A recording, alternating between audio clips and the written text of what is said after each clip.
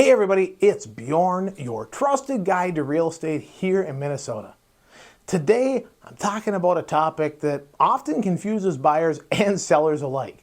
And I want to clear it up, and that's the difference between an appraisal and a comparative market analysis, or CMA, or broker's price opinion, has a bunch of different names. Both are essential tools in real estate, but they serve different purposes and come from different sources. By the end of this video, you'll know exactly when each is used and why it matters. I'm also going to touch on how appraisals are used in some specific legal scenarios like bank-owned property or probate situations. So let's dive on in.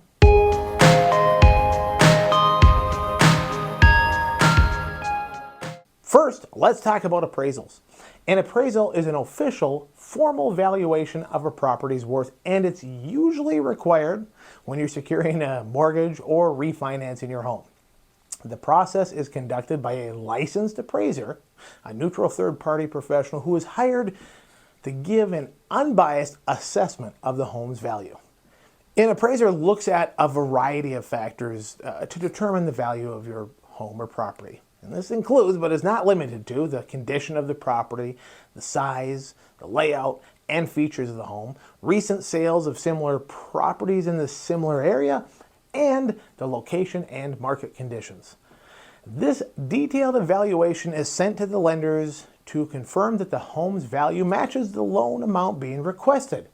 So, if you're buying a house, the appraiser makes sure the lender isn't loaning more than the house is actually worth. It's a critical part of the mortgage process, and as a buyer or seller, you'll want this to go smoothly to keep everything on track. On the other hand, a comparative market analysis, or CMA, is something your real estate professional, like myself, creates to help estimate the value of a property.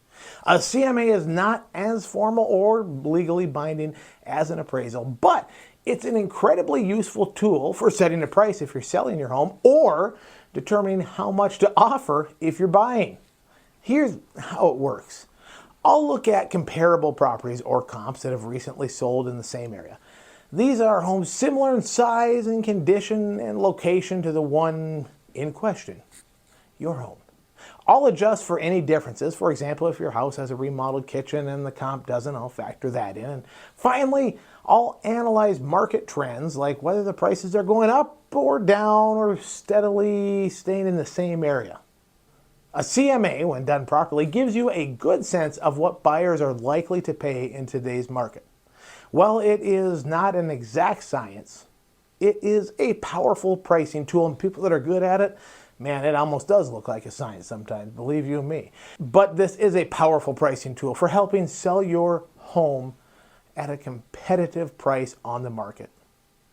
Now, let's break down the key differences between the two.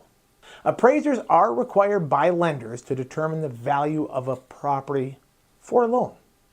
CMAs are used by agents to help buyers and sellers make informed pricing decisions. While appraisals are legally binding and determine how much the bank is willing to lend on the property, a CMA doesn't hold that same water necessarily. But it is a vital tool for the real estate marketing and pricing of your home. Both tools are important. They serve different purposes at different points in the buying or selling process. Now, appraisals can be used in a variety of factors, not just for mortgages. Okay? There's a handful of circumstances where you might see an appraisal being used. For example, if a property is bank-owned, when the bank forecloses on the home and they take ownership, they'll use an appraiser in a lot of cases to determine the value of the home before putting it on the market for sale. This helps ensure the bank prices the home appropriately and recovers as much of the loan as possible. Another example where I've seen it used personally is in probate situations dealing with survivorship and whatnot, where property is part of an estate being divided amongst heirs. An appraisal is often required or used to ensure the home's value is accurately accounted for. This becomes especially important when multiple heirs are involved and decisions need to be made about selling or dividing assets. In some cases, appraisals are also used in divorce and legal settlements where property needs to be divided. The appraisal ensures the home is fairly valued so both parties receive their equitable share. In these special situations, an appraisal goes beyond the normal real estate transaction and enters that legal realm that we talked about, making it crucial to have a clear, objective valuation. So let's review a little bit. Why do appraisals and CMAs matter? Again, each one serves a specific role in the real estate process. Appraisals protect lenders and ensure that you're not over borrowing, while CMAs help guide the pricing of homes based on current market conditions. If you're selling a home, you'll rely on a CMA to price your property competitively and attract buyers. But once a buyer makes an offer and applies for a loan, the appraisal will be used to validate that price.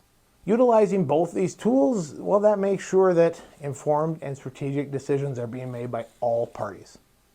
So there you have it, a breakdown of the differences between an appraisal and a CMA, and why both play a critical role in real estate. Whether you're a buyer or a seller, understanding these tools can help you navigate the process with confidence.